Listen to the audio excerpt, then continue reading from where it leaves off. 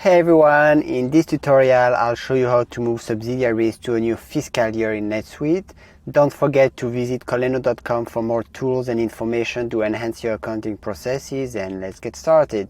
So first you need to make sure that you have a fiscal year.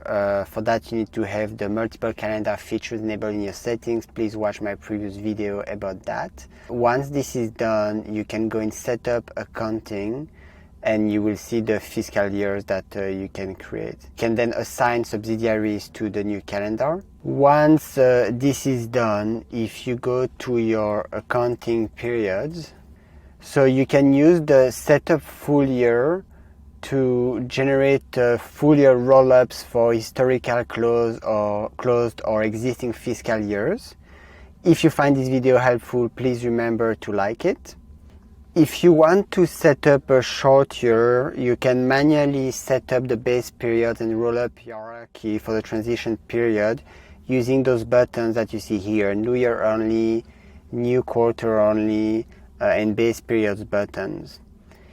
If I look, for example, in a New Quarter Only, so you can see the fiscal calendar, but you have different options, like you can adjust the start date of the new fiscal calendar to the desired date that you have.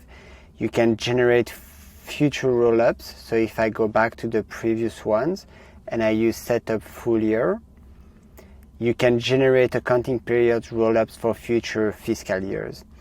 I'd love to have you subscribe to this YouTube channel, please, for more useful tutorials, and I will see you in the next one. Bye bye.